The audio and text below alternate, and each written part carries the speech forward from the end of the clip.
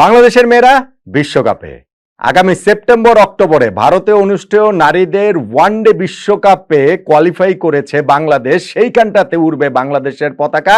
নিগার সুলতানা জ্যোতির দল বাছাই পর্বে টপ 2 থেকে ওই নিশ্চয়তাটুকু আদায় করে নিয়েছে এবং সেই টপ 2 আমরা যে থাকলাম সেইটা কি ভীষণ রোমাঞ্চকর একটা অবস্থার ভেতর দিয়ে, কি রুদ্ধশ্বাস একটা উত্তেজনার পরে অবশেষে একটুখানি হাফ ছাড়ার মতো সুযোগ আমাদের হলো। শেষ পর্যন্ত কি হিসাবটা গিয়ে দাঁড়ায় আপনি যদি ওভাবে বলেন তাহলে একটা বলের, একটা চারের, একটা ছক্কার কিংবা ওয়েস্ট ইন্ডিজের একটুখানি ভুল হিসাবের, হ্যাঁ দুর্ভাগ্য বলতে পারেন, ভুল হিসাবও বলতে পারেন, আমাদের তাতে কি আমরা তো ভাই ওয়ার্ল্ড কাপে খেলাটা নিশ্চিত করেছি। ওয়েস্ট ইন্ডিজ এবং বাংলাদেশের দুই দলেরই পয়েন্ট সমান। নেট রান রেটের হিসাব নিকাশে বাংলাদেশ এগিয়ে আছে। কতটুকু আমরা এগিয়ে আছি জানেন? বাংলাদেশের নেট রান রেট 0.639, ওয়েস্ট ইন্ডিজের নেট রান রেট 0.626, অর্থাৎ আমরা 0.013 এই একটুখানি মাত্র নেট রান রেটে এগিয়ে থেকে এই ওয়ার্ল্ড কাপের টিকিটটা পেলাম। যে কারণে আমি বলছি একটু যদি এদিক ওদিক হতো, একটা বল, একটা চার ছক্কা কিংবা একটু হিসাব নিকাশের এদিক ওদিক হলেই বাংলাদেশের বিশ্বকাপ খেলার স্বপ্নটা কিন্তু শেষ হয়ে যেতে পারতো।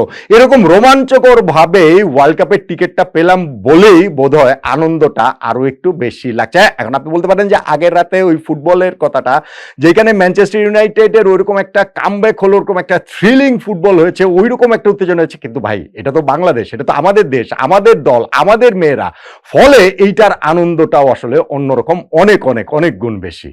হ্যাঁ, সর্বনাশের পথটা আমরাই তৈরি করেছিলাম, আমাদের মেয়েরাই তৈরি করেছে। টুর্নামেন্টের আমরা জানি যে 6টা দল অংশ নিচ্ছে, 6 দলের মধ্যে শীর্ষ 2টা দল ওয়ার্ল্ড কাপে কোয়ালিফাই করবে, লাস্ট 2টা প্লেস তারা নিবে। বাংলাদেশ প্রথম 3টা ম্যাচে আমরা থাইল্যান্ড, আয়ারল্যান্ড, স্কটল্যান্ডকে হারিয়েছি, কিন্তু 4th ম্যাচে আমরা হেরে গিয়েছিলাম ওয়েস্ট ইন্ডিজের কাছে। 5th ম্যাচে আজকে পাকিস্তানকে হারাতে পারলেও আমরা কোয়ালিফাই সরাসরি করে ফেলতাম, মানে এত হিসাব নিকাশের ভেতর দিয়ে যেতে হতো না, কিন্তু আমরা পাকিস্তানের কাছেও ম্যাচটা হেরে গেছি। মানে কি 62 বল বাকি থাকতে 7 উইকেটে আমরা হেরে গেছি। নেট রান রেটেরও নিজেদের 12টা আমরা বাজিয়ে দিয়েছি।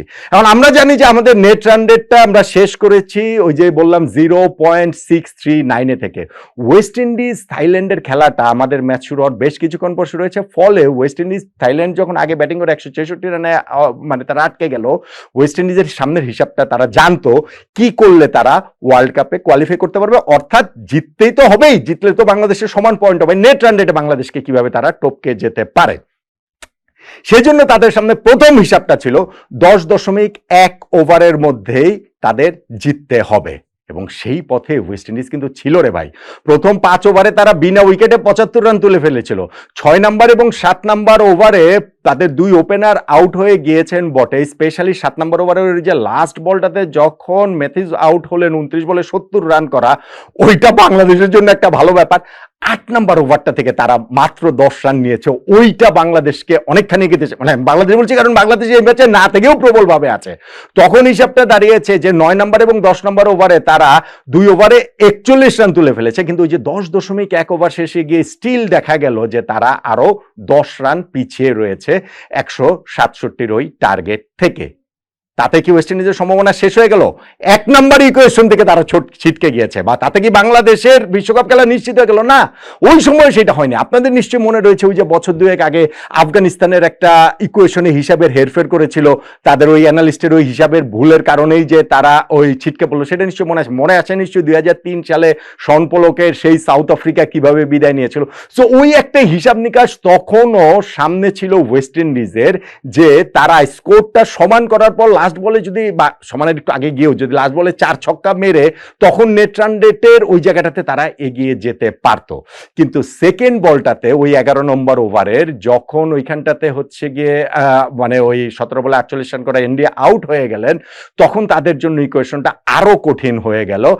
এরপরও তাদের সামনে ম্যাচ ছিল, এরপরও তাদের সামনে হিসাব ছিল। 3 নাম্বার এবং 4 নাম্বার বলে 4 রান এবং 1 রান হলো, অর্থাৎ এইখানটা থেকে তাদের শেষ যে 2টা বল 11 নাম্বার ওভারের, তখনও তাদের সামনে ইকুয়েশন ছিল, তখনও বাংলাদেশের মানে ওয়ার্ল্ড কাপে খেলাটা নিশ্চিত হয়নি। কিভাবে নিশ্চিত হয়নি? ওয়েস্ট ইন্ডিজ যদি ওই 11 নাম্বার ওভারের 5 নাম্বার বল, মানে তাদের ওই 2 বলে তাদের জেতার জন্য প্রয়োজন, ওই 2 বলে না, তো পুরো ম্যাচই পড়ে রয়েছে, পুরো ইনিংসই পড়ে রয়েছিল জেতার জন্য তাদের প্রয়োজন 5 রান। তাদের হচ্ছে গিয়ে ওয়ার্ল্ড কাপে কোয়ালিফাই করার জন্য 2 বলে দরকার 10 রান। কিন্তু হিসাবটা হচ্ছে প্রথম বলটাতে মানে ওই 5 নাম্বার বলটাতে 4 মারতে হবে, 4 মারলে স্কোরটা টাই লেভেল হয়ে যাবে এবং লাস্ট বলে তখন ছক্কা মারলে নেট রান রেটে বাংলাদেশের চেয়ে তারা এগিয়ে যেতে পারতো। ওই 5 নাম্বার বলে তারা যদি 4 মারতো 166 হতো, তারপরে শেষ বলে ছক্কা মারলে তো হয়ে যেত 172।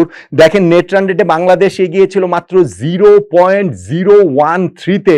সো এই জায়গাটাতে এইভাবে ওয়েস্ট ইন্ডিজ বাংলাদেশকে টপকে যেতে পারতো, কিন্তু স্টেফানি টেইলর তিনি 5 নাম্বার বলে ছক্কা মেরে দিলেন এবং তারই ছক্কার সাথে সাথে ওয়েস্ট ইন্ডিজের জয় যেমন নিশ্চিত হয়েছে, একই সঙ্গে বাংলাদেশের ওয়ার্ল্ড কাপের টিকিটটাও নিশ্চিত হয়েছে। স্টেফানি টেইলর যদি ওই বলটাতে 4 মারতেন, স্কোরটা টাই হতো, ওই ওভারে লাস্ট বলে গিয়ে ছক্কা মারলে কিন্তু নেট রান রেটে বাংলাদেশ আমরা পিছিয়ে যেতাম এবং ওয়েস্ট ইন্ডিজই তখন ওয়ার্ল্ড কাপের টিকিটটা পেত। সেই জন্য আমি বলছি, আমি জানি না যে আসলে স্টিফেন টেইলর এই হিসাবটা জানতেন কিনা, না জানার কোনো কারণ নাই। আমরা এখানে ইন্টারনেটে খেলা ফলো করছি, আমরাই জানি, মাঠের এটা জানবে না কেন? দেন এগেইন আফগানিস্তানের ক্ষেত্রে তো একই কেসটাই আসলে ঘটেছিল। কিন্তু এই জায়গাটাতে হচ্ছে গিয়ে সেটা তাদের সর্বনাশ হচ্ছে, হোক, বাংলাদেশ তো ভাই গিয়েছে ওয়ার্ল্ড কাপে, তো আমাদের মেয়েরা আসলে খেলবে, এইটা নিঃসন্দেহে একটা অ্যাচিভমেন্ট। হ্যাঁ, বলতে পারেন যে আমরা ওই যে স্কটল্যান্ড, আয়ারল্যান্ড, থাইল্যান্ডকে হারিয়েছি, কিন্তু বড় দুইটা ম্যাচে ওয়েস্ট ইন্ডিজ আর পাকিস্তানের কাছে তো আমরা হেরে গেলাম। ওয়ার্ল্ড কাপে গিয়ে আমরা কি করবো? অবশ্যই সেটা আমাদের জন্য দুশ্চিন্তার বিষয়, কিন্তু এই মুহূর্তে দাঁড়িয়ে ওয়ার্ল্ড কাপে কোয়ালিফাই করাটাই আসলে আমাদের জন্য সবচেয়ে বড় হিসাব, সবচেয়ে বড় আনন্দের জায়গাটা। এবং আমাদের মেয়েরা, নিগার সুলতানা জ্যোতির দল, তারা আসলে সেই জিনিসটা করতে পেরেছে। ভারতের মাটিতে ওয়ানডে বিশ্বকাপে বাংলাদেশ তাই থাকছে, সেইটা ওই নেট রান রেটে সামান্য একটু এগিয়ে থেকে, সেইটা ওই একটা বলের হয়তোবা ইকুয়েশনে, একটা 4 ছক্কার ইকুয়েশনে হয়তোবা ওয়েস্ট ইন্ডিজের একটুখানি ভুল হিসাবের সমীকরণেই আমরা ওয়ার্ল্ড কাপটা খেলতে যাচ্ছি। নিগার সুলতানা জ্যোতির জন্য অনেক, তার দলের জন্য অনেক অনেক শুভকামনা থাকলো। বিশ্বকাপে নিশ্চয়ই আমরা এর চেয়ে আর অনেক ভালো করব না?